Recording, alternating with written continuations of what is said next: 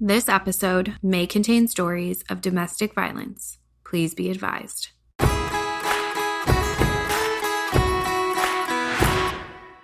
Welcome to the Sage Advice Podcast, where each week we sit down with people just like you who have left abusive relationships and found healing. Don't forget to check out our website, sage.community, because together we can survive abuse with grace and empathy. Now sit back and get comfortable. The Sage Advice Podcast starts right now. Hey everyone, thank you for joining us for this week's episode of the Sage Advice Podcast. You're going to be really glad you tuned in today because Sage is going global. Today, our first guest is joining us from South Africa. Please welcome Gabby to the show. Hi, Gabby. Thanks for being here. Hi, Erin. It is such a pleasure to be here.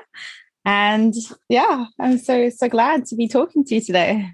Well, thank you for reaching out. Gabby reached out to me a few weeks ago and we got some timing together to make this work today.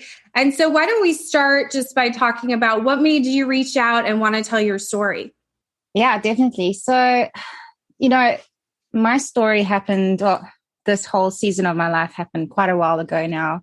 But there are a lot of things that would still be coming up in my life, a lot of triggers. And I just got to the point where I felt like, why have I not found some support networks?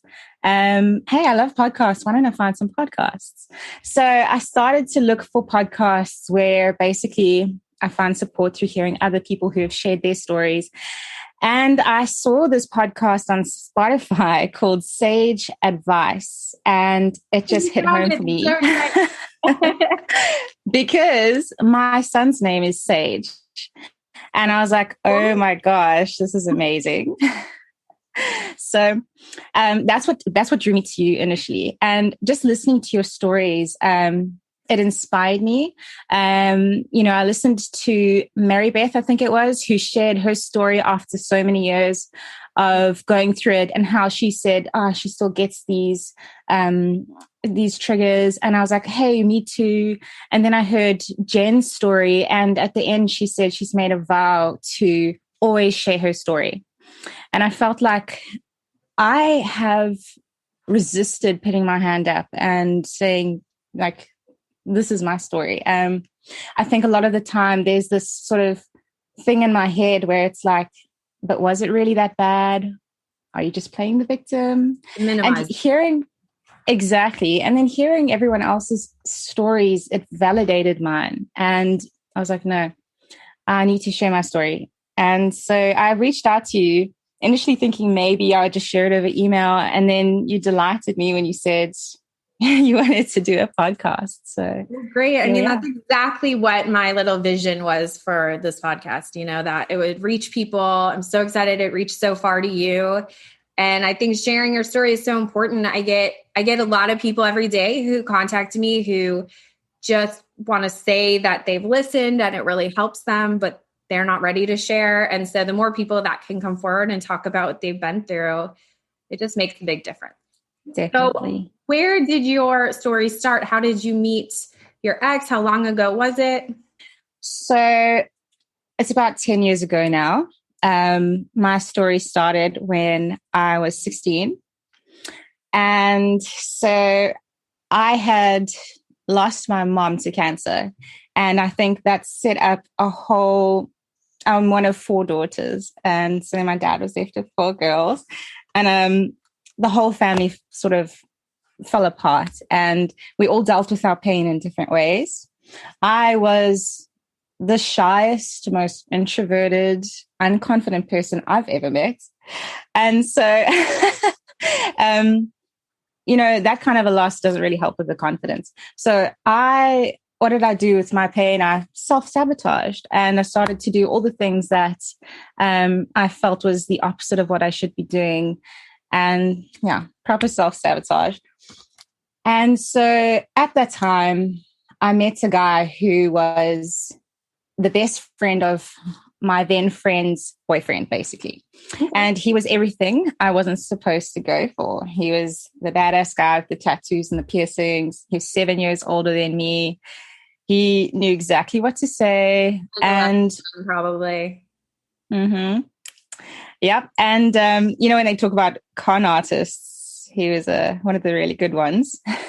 We talk about love bombing. And so it sounds like he just, I would think having lost a parent, that's what you're craving. And so unfortunately, it sounds like he took advantage of that. That was exactly it. I was just looking for validation and love and just, he told me everything that I needed to hear. So I lapped it all up, and it all went fine for the first few months, but it collapsed really, really quickly. One morning I woke up feeling sick. And so his mom was like, you need to take a pregnancy test. So I took it, but I was really relaxed. I was like, it's going to be negative, until I saw the 2 lines. And I realized, yep, surprise. And all I could think was, oh my gosh, my dad is going to kill me. How old were you? 17? I was 16. So 16-year-old, just fell pregnant with this guy who had been dating for a couple months, like maybe 4 months. And now I had to decide what to do. So I gave myself a couple of weeks to think of a plan. I wasn't going to go to my dad until I had one. And then I decided, it's so scary at that age to... I can't even imagine. You don't have money of your own yet. Yeah. So, in the end, it was what I had always known the answer would be. It came through. This was my child. He did not ask to be conceived. And I was going to be a mother, and I was going to raise him, and that was that. And so I told my dad. I had not finished school yet. I was in my last year of school. I told him I'm pregnant. I'm going to drop out of school and get a job to raise my child. He doesn't need to worry about me. I'm going to move in with my ex. And so that's what I did, moved in with him.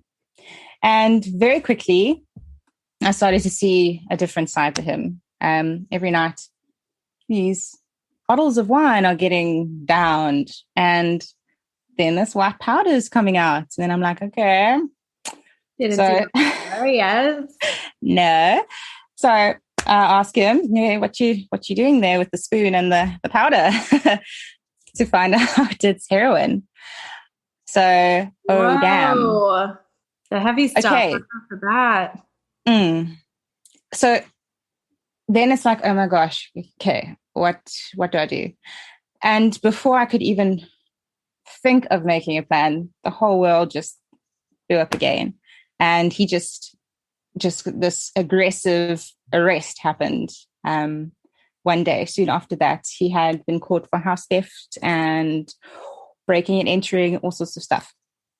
And what happened was he was then taken to a rehab, and with the plea of being an addict, not a thief. So fix the addiction, he fixed the problem. I'm like hesitant to believe that, but I'm sure the court thinks that way. Uh-huh. They did. They thought that way. And my dad took me to the halfway house too. And I had no understanding of why in that moment. I later on found out that it was because somebody had said that they saw me as an accomplice to a housebreaking. Wow. Which was not true, by the way. I'm so young at this point. That's what I keep thinking about. Oh, God. I know. So young. I know. So I arrived there in tears, completely distraught, just fear for my future, just wanting my mom. And the lady who took me in, she just took one look at me and made up her mind. I was who I was. And unfortunately, she was also very wrong. So I was this little girl too, or yeah, she pretty much told me I was this girl who felt like the world owed me because my mom died and I could get whatever I wanted from boys, which I may have been many things, but I was not those things. She was wrong about me then. and she was wrong about who she thought I would become. Yeah. But as a girl with such low confidence, I never was one to stand up for myself. So I moved in there. And soon after, baby was nearly due to be born. And so now I was at this halfway house, this kind of rehabilitation center for addicts. And I was very fortunate that this lady, I'll call her Jenny for privacy's sake. Yeah. She gave me a job, and she provided me with food. And I'm very grateful for that. And then at this time, I was staying in a tiny little room, and I couldn't have a baby in a tiny little room at a rehab. Mm-hmm. So she said, they owned a bit of property nearby, and they said, well, why don't you move in there and we can continue this arrangement, with your work and all of that. But there's one condition. We're a Christian organization, so you guys can't live together until you marry. Mm-hmm. So what's a young girl to do? I'd already been told 1,000 times, I've made my bed, I'm to lie in it. Right. So responsibility, that's what you should do. Jen, I think, talked a little bit about that. Yeah. And I gotta just say, I just gotta say right here, a child is never a good reason to get married. It won't hold a relationship together, especially if you are starting in that space where it's not healthy. But in that time, what is a girl to do? I was going to be 17 when I gave birth to him. And it's my consequences. It's my consequences of my choices. I also felt like maybe if I gave my ex a wife and a child to come home to, it would soften his heart. It would change his ways. And then I made the decision that I was going to do everything it took to make the husband and the father that my child needed. And if that was marrying him, that was what I was going to do. And so we married. So what was, as far as what he was like during this time, was he really serious about getting better and recovering from the addiction, or was it a lot of lip service? So he was really good at saying whatever people wanted him to say. And at that point in time, I believed what he was saying, and he was telling me all the right things. He really wanted to get better. He didn't want to carry on living how he had been. Only now was I finding out about the intensity of his history. Yeah. But he was saying the right things to make me think that things were going to change. Yeah. Yeah. So, and I desperately wanted to believe it. Yeah. And that's like, we always have hope that it's going to be better. And I talked a little bit a few weeks ago on a podcast just about how people think you're trying to be a rescuer, but it's just so much more than that. I feel that belittles the feelings of what you're trying to do. You're trying to make someone you love happy at the end of the day, and you're trying to make the best of this situation. Exactly. So. Exactly. And I mean, he had such a traumatic past, childhood, that you kind of looked at him so bad. You looked at him and you think, no wonder he turned out how he did. And you just, you can almost see that little boy in him crying out for love. And then you feel like maybe if you are just that person that gives him that love, he can heal. And so, like you say, it's more than just the rescuing. It's just thinking, it's like, maybe it's that kindness or that giving of love. Maybe that's all they need. Yeah. You can love them better. If you show them the happy love or that you've experienced, and that's going to fix them. But unfortunately, that doesn't happen. Yeah. Yeah. So, so we married and we moved into our little spot there. Very dark, cold spot. And that was when I really started to see his true nature come out. And he definitely continued to use his drugs. I knew because I started to get to know how he would be, how he would act when he was on them. But that's when it got really bad, because he wouldn't remember what he was doing when he was on it, and he'd get very aggressive when he was on it.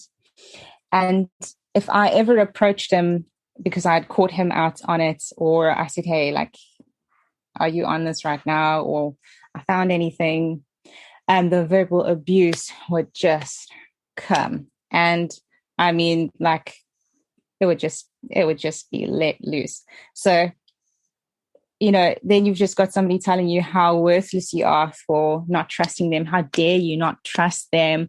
You stupid little thing. You deserve everything you're getting.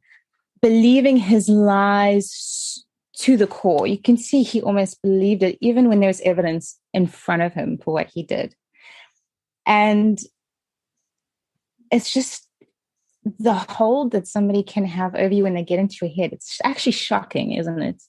Yeah, it's little barbs that just get stuck in there that even years later you go back to.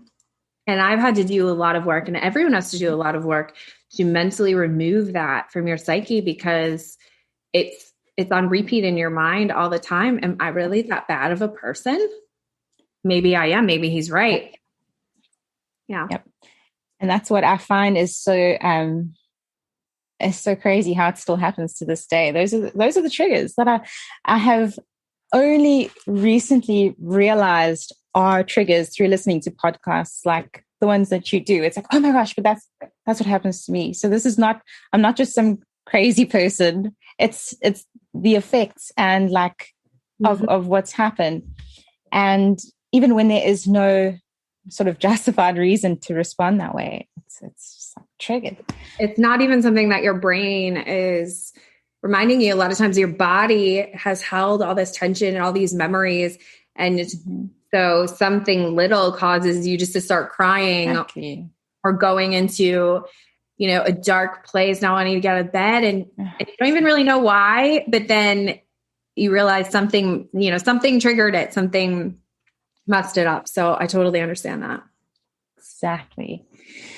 And what made this whole thing worse was, so I had him at home doing that. And then I would go to work, and I had this lady, Jenny, at work slandering me there too. And she would belittle me until I cried, and then mock me for crying in public. I know it happens. I hate that it's other women that do it. And, I've experienced some negative men in the workplace, but it just drives me nuts when women do it too. So I had that at home, and then I'd come to work and it would just be confirmed. And so it was this constant beating of me emotionally and mentally. And it broke me. But what happened then was, so now I then was due to have my baby. Yeah. And I had this beautiful, beautiful baby boy.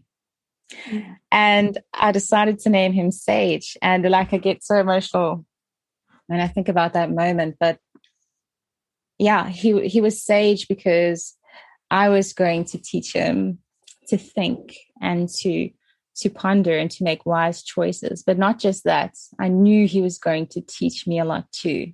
Yeah. And I didn't know how right I would be with giving him that name.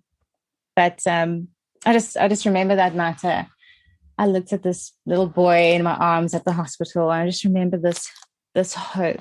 And I just remember smiling and thinking, bringing this little boy home tomorrow, maybe it's just going to soften my ex's heart. Maybe it's going to bring love. Maybe he'll fall in love with this child. Maybe things are going to change. How can you not want to change for this little thing? Yeah. It is. I just want to say it's beautiful how you speak about your son, and you can feel it through the airwaves, so you can feel it. And so, yeah, like you said, why wouldn't you fall in love with this little baby? I know.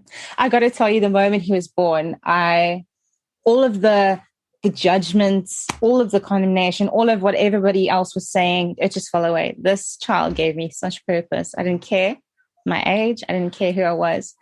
He was my purpose, and he was meant to be. And I just looked at him, and I look at the joy and the delight that he brings to people to this day. And I'm just like, oh, he was so meant to be. And that's so cool. Yeah. And I hear from a lot of women with children that the children's what pushes them forward, but it's not an easy thing to have a child in that situation. So what, obviously I doubt it melted your ex's heart to have a baby. So how was that bringing him home? Yes, Erin. You have to go into that. No, we will. We'll go there. So I brought him home, and the first day I brought him home, he was very quiet and he's sleeping. I'm thinking, it's going really well. And then the night came and he started crying, but like this blood curdling scream. And I didn't know it at that time, but I found out soon after he had colic. And so that crying was going to be frequent. But I just remember I was there now with him in his nursery room, trying to feed him, trying to soothe him. I had no clue what I was doing, absolutely no idea how to do this right. And then my ex storms through the door. He looks at me and he says, if you don't shut that effing baby up right now, I swear I'm going to kill him. And I just remember sinking into the chair and just sobbing, but not for me. Just like sobbing for my child, just realizing he's not gonna change anything in this guy's heart. And what have I done? What home have I brought this child into? Just that feeling of like, guilt or something like that. Yeah. Yep. Yeah. And unfortunately it really did. Yeah, it got worse. I mean, he couldn't cope with the crying. And I'm really fortunate that at that time he got a job where he was away for the week and only home on the weekend. But so during the week it was just me and my little boy, and at least it was just then Jenny I had to deal with. Yeah. But on the weekends, he couldn't cope with the crying, and he never wanted him in the same room as him. And if the crying went on for too long, he took to violent ways of trying to stop the crying, which actually just made it worse. Right. He's a baby. He's scared. And I can't tell you those emotions. I mean, when I tried to intervene, I would just be told that if I entered the room, he was going to make sure I could never do anything to save my child again. So then it was just this incredible guilt for not being able to help my baby boy. Yeah. But this crippling fear of what would happen to me and my child if I did. I mean, like the way they get into our head, right? It's shocking. So consuming all day. Must have been, just worried about it all day long. It was dread. After, that's like your constant state of fear. That's what your body is in, adrenaline all the time. Exhausting. Yeah. I remember that I used to actually, in the shower, I used to sing songs of like breaking free and running away and things like that, because that was my way of trying to voice myself. So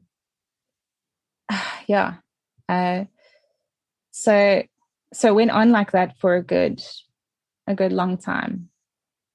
And then what happened was the one day he was caught using again, but this time he was caught using by one of the officials of the rehabilitation center. And Jenny had pretty much had enough of him by then. Yeah. And so she actually sent him to Johannesburg. She said, no, I'm done with you. I'm sending you away. She took all his means of communication, and the hope was that if he is separated from me and his son, that he'll realize what he was losing out on. But what they didn't realize was when the abuser is gone, the hold grows weaker. And the revelation I had, I think it was actually that night he left. It was just like one of the strongest revelations I've ever had. I just had this sudden thing drop into my head where it's like, wait a minute, what am I doing here? And then I was like, okay, let me just think about this. I'm here because I wanted to do everything in my power to make sure that my son had a father, that I was doing right by my choices. And if I could form a good, beautiful, healthy family, I was going to do it. Then I was thinking, but wait, this guy is causing the pain. He's causing the danger. He's shown me time and time again that he lies and he cheats and he manipulates, that he's narcissistic. I need to get the hell out of here. And it's just this like, what the hell are you? It's amazing when you haven't been through it. People think that that's really weird. How did it take you that long? But no, it happens like that. It's just that day, that specific, for me, it was somebody saying, are you okay? Do you need to leave? And I'm like, yes, that's what I need to do. Thank you. Yeah. It is. It's just, it almost just takes a shift of perspective to be able to like pull that hold away from you long enough to see clearly through that, over that cloud. And, I still look at that point, I still felt like I deserved everything I was getting. I still think to this day, Sage was the reason I left, because I believed I deserved everything I was getting, but I looked at him and I knew he didn't deserve it. Yeah. And he was the reason I was like, I need to get out of here. So I spent, he was going to be away for about 5 months. And I spent those 5 months mourning the marriage, grieving everything that I had tried to achieve and had not achieved. Hoped it could be. Hoped it could be. Let go of those hopes, grieved those, built up my courage. And then I decided I was going to make a trip up there and see him. So I sat with Jenny and I told her that this is what I wanted to do. And my plan was to stay there for maximum 2 weeks. And after that, if I had a complete peace, tell him I was leaving. She told me it was a bad idea because it's a sin to break a marriage. And what happens if he changes? You'll regret it. That's killing me. Now, now the worst part about this is it was then when I'd started to get that courage that I actually told somebody there that things had been going on in the home. And they said, well, Jenny knows. I was like, what? Yeah, I know we've heard things. It's like, so you knew and you never came and said, are you okay? You never opened the door when you heard those sounds. You never said anything. I mean, why? Yeah. Why not? Was that, her saying was a sin. Was this a very religious organization? It was very founded on Christianity, and she is very, very Christian. It's, I'm actually having, in a few weeks, I'm going to have a pastor on, and she's a very loving, open-minded pastor. And the frustration I have with some people and some faiths, they just get so rigid and they're doing so much damage by forcing you or guilting you to stay. That just drives me crazy. And I'm sorry that happened, because you obviously just, when you're finally at that point, you're so ready to have support and you're so ready for like, let's go. I'm excited. Yeah. I'm going to do happy dance. I got to get out of here. And then you need to feel guilty for leaving. Too much.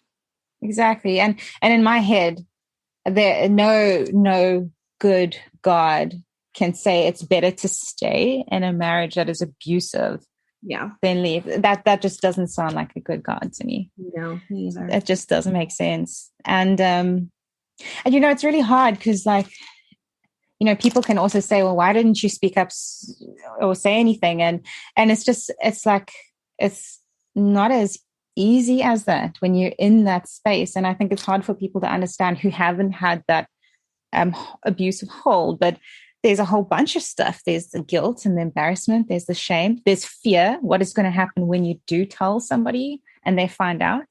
And I remember trying to tell, I didn't really see my family in that time. Every few months, I'd see them once or so. And I remember in those times trying to tell them, like saying, hey, things aren't so great. But I think it's hard for people. It was hard for them to want to know what was going on because so much had already happened in the family that it was almost easier to be naive, to turn the blind eye and just hope it's not what you're suspecting it to be. And so it would just be like, no, you know what, you'll get through it. You're tough. And so it takes a lot of courage to actually say it. One of the biggest things for, loved ones and supporters is even though you may not understand exactly what they're going through doesn't mean it's not valid. And I've had conversations with my parents about that. I don't really want them to know everything. They don't want to know everything, but they're getting better about being supportive. And, thankfully they just kind of let me come to that conclusion on my own and leave. But yeah, it was hard. Yeah. It is hard. I've also had to have that conversation. And I mean, it's really healing when they are open to having those conversations. But yeah, I know. It's interesting because I just talked to a friend this week and she left her narcissistic fiance and she's still having problems trying to get over it and what happened in the relationship and getting over loving him. And her family just cannot understand why she can't move on. And it's pretty common, but I think taking steps to educate yourself on what you might be going through is helpful. Very helpful. So, you actually, I was like, we're going to go back to the story, but yes, after you told your parents and were you able to like physically leave?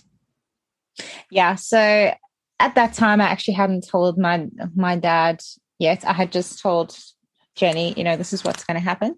And then she obviously tried to convince me not to, but this was the most confident I'd ever been in a decision I'd made. I just knew that this was what I need to make. And it was just like, no ways. For the first time, I'm going with my guts. And so I got a lift up. It was like a 6+ hour drive. And as I say, the plan was to stay there maximum 2 weeks. It did not take that long. Soon after arriving there, I found out he was staying with his dad until he could get into a rehab. And he had a really bad track record.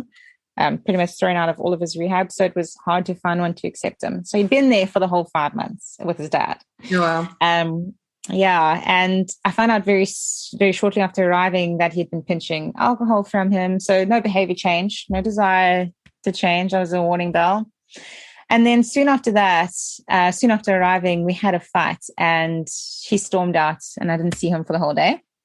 And by the time he arrived home, he was absolutely gone, so high as a cat. And his family was there. And when his family and I tried to approach him again, he just got aggressive. He hurt his sister before stumbling upstairs towards where Sage was sleeping. And so obviously I ran up straight after him to find him already throwing things around. He threw a suitcase that nearly hits Sage. So I scooped him up and I ran downstairs and I asked the neighbors, knocked on their door, and I asked them to please watch my child until we could calm the situation down. And he was always getting himself into these bloody and horrific situations with people, and that happened again with him and his dad. It's this huge show. And then eventually the cops arrived, and so they arrested him. And just before they took him away, I was like, okay, here is my chance. So I asked if I could just pull him aside and talk to him. And I sat down with him, and the first thing I said was, yeah, we need to get a divorce.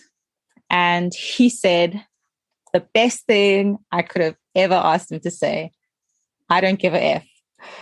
And I was like, what? That's it? No fighting? It's pretty freeing. I'm sure you're like, great, yes. I was just like, the chains just fell off of me. I was like, wait, I'm free. My son is free. Oh, this is amazing. And on top of that, he is getting driven away. Call the police. See you later. Don't come back. Oh. And I'll never forget that feeling of freedom. And so the next day I got a call from his mother, and she had always been really good to us. And still to this day, she is really good to us. And she called me the next day saying, I've got a message for you from him. And I was like, oh, Grace, is he going to beg for my forgiveness? Is he apologizing? No. He asked that you return his wallet and his phone that you stole last night. I just remember laughing inside with relief. I was just like, I think I would have laughed in her face. So I said to her, please just tell him to ask the cops that escorted him away because they took his possessions, and just remind him that we're getting a divorce, because knowing him, he didn't remember. Yeah. And that was it. I did not hear from him for about a year after that. But when I returned back from that trip, it was just like, right, I need to get out of this rehab. After all, I'm not the addict. Why should I and my child live here? So I sort of like put word out. I'm looking for a tiny little 1-bedroom place for myself and my son. And that's when I got a call from the mother of an old friend. Put a broadcast message out. And she was like, hey, it's been ages. My daughter would love to see you again. And my neighbor's got a little granny flat that she's wanting to rent out. Why don't you check it out and just stay for the weekend? And that was the start of something so beautiful. I checked the place out, and it was perfect. And it was my chance to leave. So I parted ways with Jenny very peacefully. I wrote her a note to say thank you for everything she had done, because I really was grateful for the food and the roof and the job and the little bit of money she had given me for that. But, I found out that she had said to somebody close to me there that she hopes I'm going to make it, but she really doesn't think I'm going to make it. And she expects to see me back in a few months. Oh, God. Yeah, Jenny? I don't know. Jenny sucks. I don't know what I ever did to her. I mean, all I had done is stayed loyal to this guy and, tried my best. It's about her. Nothing. I don't know. No. You brought up some insecurity in her, probably. Yeah, I don't know. I just don't understand, because, so this mother who of my friend Mandy, she called her and she said, she told me this, that she called her soon, before I'd moved out. And she had said, she was really worried about what had happened when he was around and all of that. And she said, what if I was in a situation where myself and my child were really in danger? And Jenny had said, well, then that's her problem. So that's not very Christian. I know. No, I feel like I still have to forgive her more than I feel like I've forgiven my ex a lot. And you forgive yourself for you to move on. Yeah. Right. But it's been hard to forgive somebody that I think I was hoping to get support from. And yeah, so that's been a harder one to let go of. But yeah, it just from there, this family took me and Sajan, and they just welcomed us in with these open arms, unconditional love, no judgment. And I just became closer and closer to this family. And then I started to become closer to their oldest son in a way that I didn't expect to become close to him. And after some time, it was really beautiful. This like beautiful thing started to form between us. But what was actually most beautiful is he and Sage fell in love with each other before I actually realized that I was falling for him. And that was the beginning, though. Healing it's a long journey. And I was out of that environment. But I just remember so many moments of just that feeling of being this broken, empty shell. And just that feeling of, well, what now? Who am I now? What is left of me to build up? Yeah. And it was, I don't remember. There's a lot of things that I can't remember about that whole thing. And there's some things that like people told me, like Mandy's told me I used to go through and cry at the end of their bed sometimes and say those things to them. And I'm like, I don't remember that happening. Yeah, the brain does a funny thing when it, after experiences trauma and it's been in that fight or flight response for so long. I don't remember a lot. My friends will tell me stories that happened and then I remember. But yeah, it's crazy. So it was this, I could almost say, it's not like you can tell people there's this point where you suddenly heal completely. In fact, I don't think you ever totally let go of everything you go through. That's not to say it doesn't get better. I've healed immensely, but there are still those triggers and there are still those days, and that's okay as well. That it happens, all these years later. And I still get these moments, and that's okay. One, I think, and I don't think there's one way to fix it or one quick fix or one way to heal.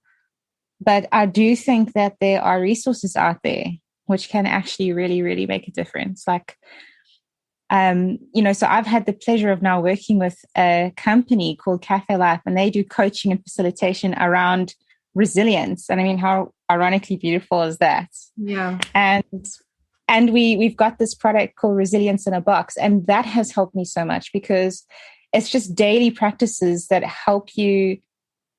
It helps me to respond to what I'm going through in the right way. So, like drawing into things like that and your podcasts and people that care about you and want to listen, that helps. But yeah, so. Yeah. I've said it before, healing isn't linear. It's not a one size fits all. It can feel like you're healed and it's better. And then you have a terrible crash. Yep. I'm about 2.5 years out now. And now today I feel the best I've ever felt, but a lot of that has been doing Sage and helping pay it forward. But earlier this year after COVID, it wasn't a very happy spot for me. So, you learn about mental health, but for me, it's a big learning. The biggest learning for me is to be nice to myself and not judge myself in my own mind for every little thing. Oh yes. And that's also a big one for me. And it's like, it can be frustrating because Sage is flourishing and my marriage is so beautiful. And so my husband's name is also Aaron, by the way. So he's amazing, and he treats me so beautifully, and yet I can still have those moments where I feel like I'm going insane because something's triggered a response and I'm almost expecting that that's what he's doing. He's giving me no reason to think that way. And so communication is also important for me so that he understands why I can respond that way. And it's not that he thinks he's doing something wrong. So it's been a journey of learning how to communicate that with him as well. And but I mean, I look at my life now, and I look at Sage, and I mean, I'm living a life that at one stage I never even dreamed was possible. And I just get this flood of gratitude. And there's some things that I wanted to say in this podcast, because I thought there's a strong message that I want people to take away from this. If there's anything that they take away from this.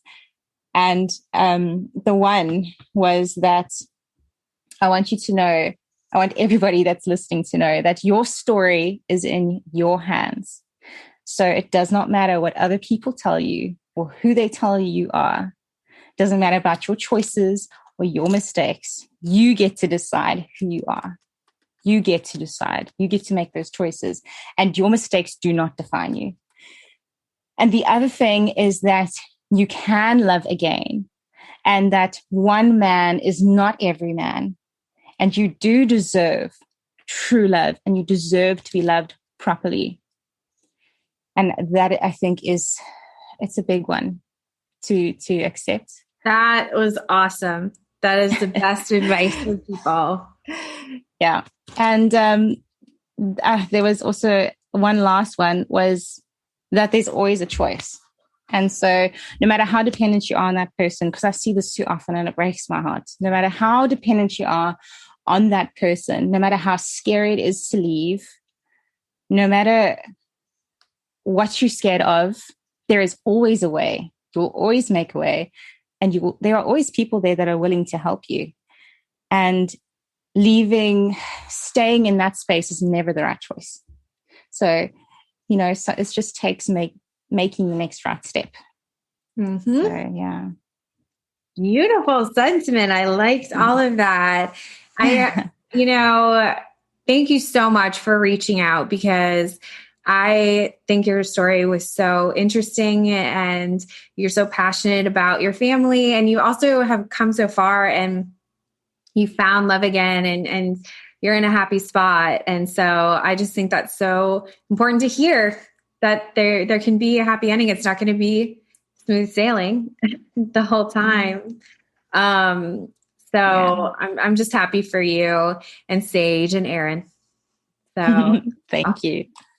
So before we wrap up, any last parting words for the listening audience? You deserve happiness and health. I mean, I know, like I said, I have my bad days too. And that's valid, but you deserve happiness and health. Yeah. Beautiful. Well, thank you so much for coming, Gabby. And don't be a stranger, because I'd always welcome you back to talk about anything having to do with this topic. I will be here. All right. A pleasure. Good. All right, everybody. Thanks, Erin. Yeah, no problem. Thank you. And everybody listening, check out the website, sage.community, or join our Facebook groups at Our Sage Community. And we'll see you next week. Thanks.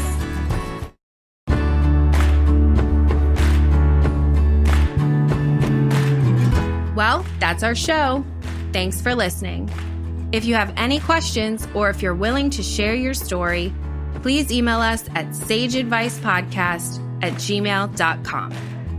Until next week, remember, when you're kind to yourself, the healing can begin. See you next time. This show was brought to you by inflowradio.com, the best curated talk radio network for personal development, wellness, spirituality, and conscious business. If you or someone you love is in immediate danger, please call the National Domestic Violence Hotline at 1-800-799-SAFE. That's 1-800-799-7233. For more information, please see the resources tab at sage.community.